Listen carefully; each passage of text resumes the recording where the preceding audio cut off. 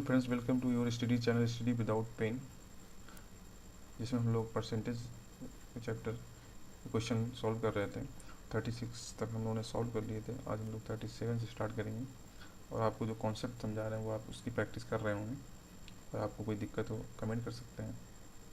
ठीक है, तो हम लोग स्टार्ट करते हैं 37। ये कॉन्सेप्ट अपने समझें किस तरह हम अपना एग्ज़ाम में टाइम बचाएं। तो नेक्स्ट क्वेश्चन पढ़ेंगे। The ratio of the number of boys and girls in a college is 3:2. If 20% of boys and 25% of girls are adults, the percentage of those students who are not adults is। एक college में लड़के तथा लड़कियों की संख्या का अनुपात 3:2 है। यदि 20% लड़के तब 25% लड़कियां वयस्क हैं तो कितने परसेंट छात्र वयस्क नहीं हैं। ठीक है, तो हमें वयस्क नहीं निकालना है क्योंकि ये हमें वयस्क दिए हैं और वयस्क नहीं निकालना है। तो हमें ध्यान रखना है, हमें पहले वयस्क निकालना है फिर हमें उसको सेपरेट करना है। तो ये हमें ध्यान रखना है क्या करना है, तो वही हम आपको समझाएंगे। जैसे 3:2 दिया हुआ है, इसमें हम एक जीरो बढ़ा दें कोई दिक्कत नहीं होगी। ठीक है, कोई जीरो बढ़ा दें कोई दिक्कत, क्योंकि हम दोनों बढ़ाया है। अगर हम इसको स्मॉल फॉर्म में लिखेंगे तो 3:2 आ जाएगा। ठीक है, इसमें पहला लिखा है कि ये हमारा बॉयज़ है, ये हमारे गर्ल्स हैं। ठीक है, तो 20% लड़के क्या हैं वयस्क हैं, तो 20% तो 80% तो होंगे वो वयस्क नहीं होंगे। ठीक है, यह ध्यान रखना है। 20% वयस्क हैं तो 80% जो हैं वो वयस्क नहीं होंगे। तो 30 का 80% कितना आएगा, हमें निकालना है 30 का 80%, परसेंट मतलब अपॉन 100। तो ये 0 0 कट जाएगा, ये हमने आपको बता दिया निकालने कैसे निकालने। तो 24 आएगा। ठीक है, तो ये 80% निकालेंगे तो ये हमारा जाएगा 24। अब ये हमारा क्या है, 25% लड़कियां वयस्क हैं, यानी कि 75% लड़कियां अब वयस्क नहीं होंगी। तो इसका 75 आए निकालेंगे तो कितना आएगा, तो 75 क्या होगा, 25 3 जा 75, 25 4 जा 100, 4 5 जा 20। तो ये हमारा जाएगा 15। ठीक है, 5 3 जा 15। ये भी हम आपको बता दें, जैसे कि 20% का 20 का 75% निकालेंगे, परसेंट मतलब अपॉन 100।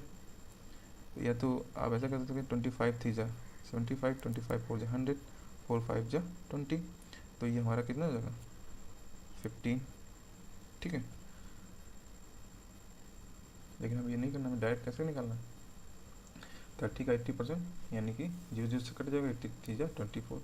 और ये 75 में 100 क्या हो जाएगा, 75% को हम क्या लिख सकते हैं 3/4। ये हमें फ्रैक्शन में परसेंटेज की वैल्यू पता होने की। 75% को हम क्या लिख सकते हैं 3/4। तो 4 5 जा 20, तो 4 5 3 जा 15। तो अभी 24 और 15 कितना हो जाएगा, इसको हम ऐड करेंगे कितना हो जाएगा 5 4 9 और 2 1 3 9। तो हमें वयस्क नहीं परसेंटेज निकालना है। तो ये हमारा 39 किस में है 50 का, टोटल हमारी वैल्यू कितनी है 50 इंटू, अगर हम 3:2 से निकालते हैं तो हमारी पॉइंट वैल्यू आती है जो हमें दिक्कत करती है। ठीक है, अब ये हमारा 51 जा 50, 52 जा 100। तो 39 इंटू 2 करेंगे तो कितना आ जाएगा 78%। तो जो 78% है वो वयस्क नहीं है। ठीक है, बस हमें ये याद रखना है कि जो चीज़ हमें पूछा गया वही निकालेंगे। अब हमें 20% वयस्क निकालते हैं, फिर दोनों वयस्क निकालते, फिर अवयस्क निकालते, फिर उसको सेपरेट करते, फिर परसेंट निकालते, तो हमारा क्वेश्चन जो होता है वो बड़ा हो जाता है और लेंथी हो जाता है। इसलिए हमें समझना है कि जो हमें क्वेश्चन में पूछा फाइंड करना है, हमें वही निकालना है। तो 20% वयस्क हैं तो 80% अवयस्क होंगे, 25% लड़कियाँ वयस्क हैं तो 25% अवयस्क होंगी। ठीक है, तो ये हमें लोग को समझना है। ठीक है, नेक्स्ट क्वेश्चन करेंगे। A person give 20% of his income to his elder son, 30% of the remaining to the younger son, and 10% of the balance he donated to a trust. 10% he is left with 10,080. His income was। एक व्यक्ति अपनी आय का 20% बड़े बेटे को, शेष आय का 30% छोटे बेटे को देता है और शेष राशि का 10% एक ट्रस्ट को दान दे देता है। उसके पास अब 10,080 शेष है, तो उसकी आय बतानी है। तो अब इसमें कॉन्सेप्ट समझना है। तो इस कॉन्सेप्ट में एक तो ये देखना है कि जिस क्वेश्चन में लिखा हो रिमेनिंग, ठीक है, रिमेनिंग दिया हो यानी कि इंग्लिश में, और हिंदी में दिया हुआ शेष का आय का। तो इस क्वेश्चन में थोड़ा सा वो है, ये ध्यान रखना, अगर शेष आय में दिया हुआ है तो थोड़ा सा दिमाग लगाना, नहीं तो क्वेश्चन गलत हो जाएगा जब शेष दिया हो। ठीक है, तो शेष वाला कैसे करेंगे, जैसे 20% है, 20% को हम क्या लिख सकते हैं,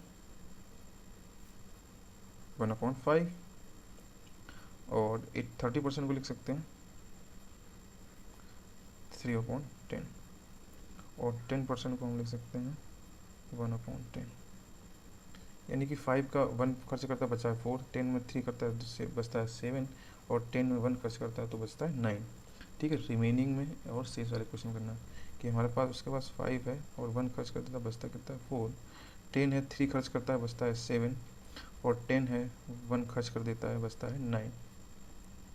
ठीक है, ये हमारा टोटल है, ये हमारा जो खर्च कर रहा है। तो ये 100 × 5 तो ये हो जाएगा 500। ठीक है, 9 7 जा 60 या 7 4 जा 28, 28 9 जा 252। ठीक है, तो इसका जो डिफरेंस है वो हमें नहीं फाइंड करना। अब इस ये जो हमारा है 5 है 1 खर्च करता बचता कितना है 4, 10 है 3 खर्च कर देता बचता कितना है 7, 10 है खर्च करता है 1 बचता कितना है 9। तो ये हमारा क्या है, रिमेनिंग, यानी कि बचा हुआ है। तो ये जो 252 है, ठीक है, यही हमें ध्यान रखना है। 252 जो वैल्यू हुई है वो हमारी क्या है, 10080। ठीक है, हमें फाइंड करना 500 की वैल्यू। तो 1 इक्वल टू क्या हो जाएगा, 10080/252। ठीक है, इसको हम कट कर सकते हैं, या तो हम जैसे कि 4 2 जाए 8, तो ये हमारा 4 से कटेगा 40 आएगा। ठीक है, थोड़ा ध्यान रखना, 4 2 जाए 8, 4 5 जाए 20, 0 2 करिए, 4 2 जाए 8 2 10, तो 40। तो 500 की वैल्यू कितनी आ जाएगी, 500 की वैल्यू जो है हमारी आ जाएगी 40 × 500, 5 5 4 जाए 20, तो 20,000। ठीक है, 20,000 हमारा क्या होगी, उसकी जो इनकम है 20,000।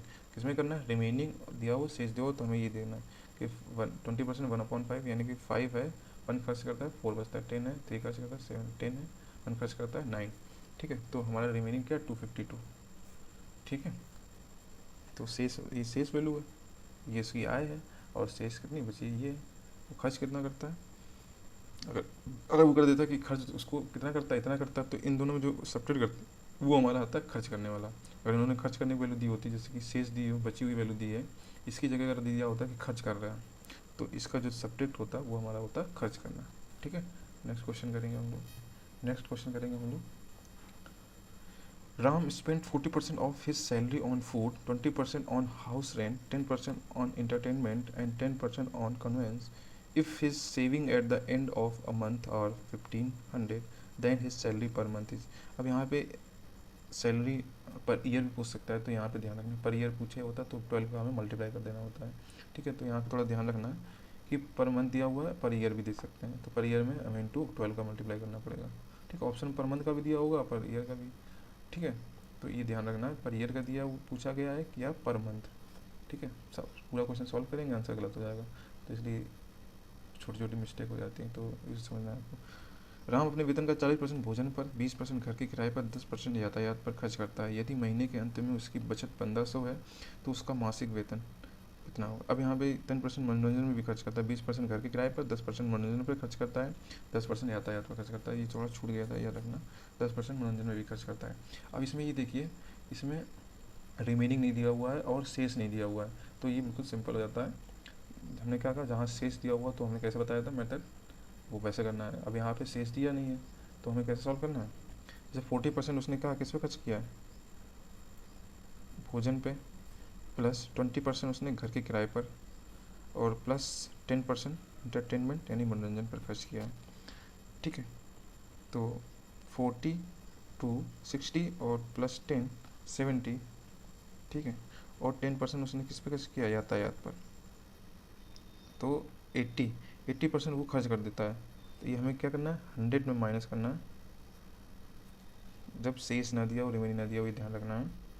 ठीक है, तो अब हमारा क्या बचेगा, 20%।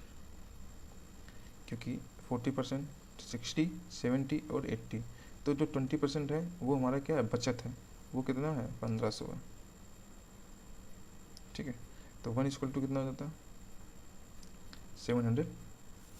1 इक्वल टू कितना हो जाएगा, 750, क्योंकि 0 0 कट जाएगा, 150 का हाफ क्या है, 75, सॉरी तो 75 आएगा, 0 से 0 कैंसिल हो जाएगा, और 150 का हाफ कितना होता है, 75, और हमें 100 की वैल्यू फाइंड करनी है, तो 100 की वैल्यू कितनी हो जाएगी, 7500। ये हमारा क्या हो जाएगा, इसका मासिक वेतन। ठीक है, 1 मंथ का वेतन कितना है, 7500। ठीक है, अगर हमें पूछा जाता कि 1 ईयर का क्या है, तो हमें 75 में इंटू 12 कर देना होता है। ठीक है, ये ध्यान रखना बस। बहुत सारे क्वेश्चन 1 ईयर पूछ देते हैं और 1 मंथ पूछ देते हैं। ठीक है, ऑप्शन दोनों में ए भी होगा और ए भी होगा, तो आपको यहीं पे आप पूरा सॉल्व सही करेंगे, बस यहीं गलत हो जाएगा, तो ये आपको ध्यान रखना। एक तो ये ध्यान रखना रिमेनिंग का नहीं दिया हुआ है, इसमें नॉर्मल दिया है कि राम अपने वेतन का 40% भोजन पर, 20% घर पर, 10% यातायात पर, यानी कि शेष का नहीं करता है, यानी कि इतना करता है वो, तो 100 में एक्सेप्टेड कर देंगे और आंसर निकाल देंगे। ठीक है, ओके, नेक्स्ट क्वेश्चन करेंगे हम लोग। नेक्स्ट क्वेश्चन ध्यान समझेंगे कॉन्सेप्ट को।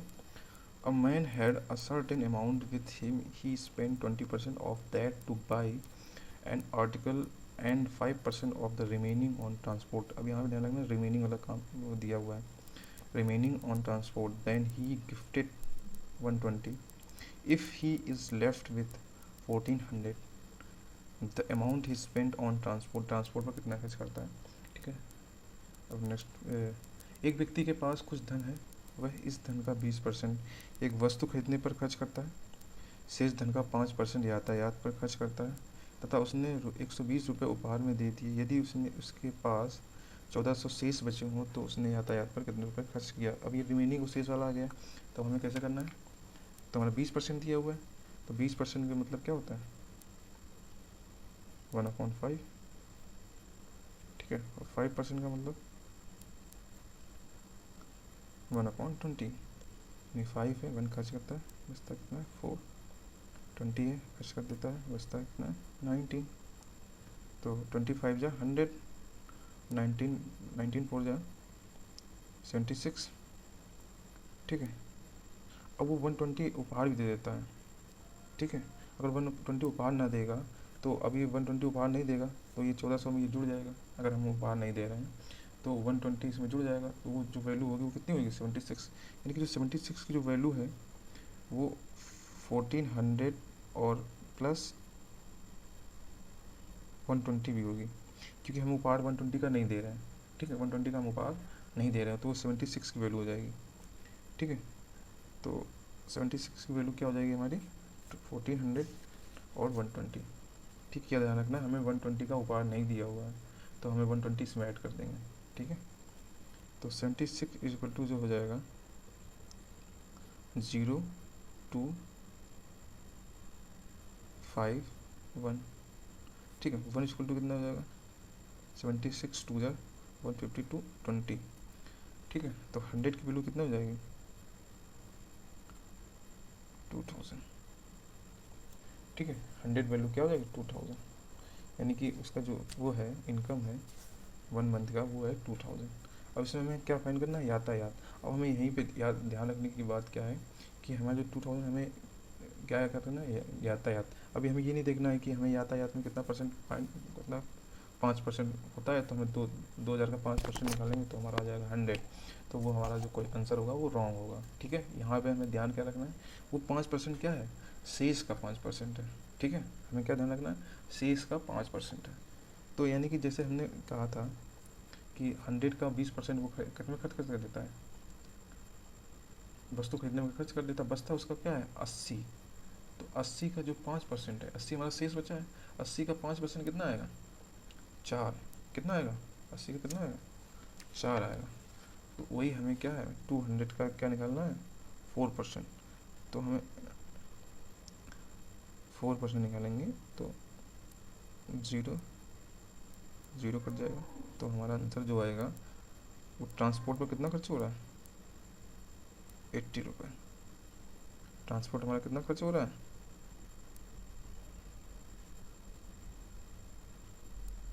80 रुपीज़। ठीक है, ठीक है, हमें बस ये देखना है कि 100 का उसने 20 रुपये खर्च कर दिया, तो हमारा 80, अब 80 का 5% रिमेनिंग का था ना, तो बचा कितना, 4%। तो बस वही हमें, जैसे कि 100 का है तो 2000 आ गया। ठीक है, तो 76 इक्वल टू 102 हो जाएगा। अब 4 में इसमें मल्टीप्लाई कर देंगे, हमें ये नहीं फाइंड करना होता है, ये हमने दिखाया है क्योंकि हमें सैलरी दिखानी नहीं है, इनकम नहीं दिखानी है। हमें 1 इक्वल टू कितना है 20, तो इसमें हम इंटू करके कितना कर देंगे 4, तो 4 हमारा कितना आ जाएगा। ठीक है, कि ये 100 की वैल्यू है, हमें 4 की वैल्यू कितनी आएगी 80।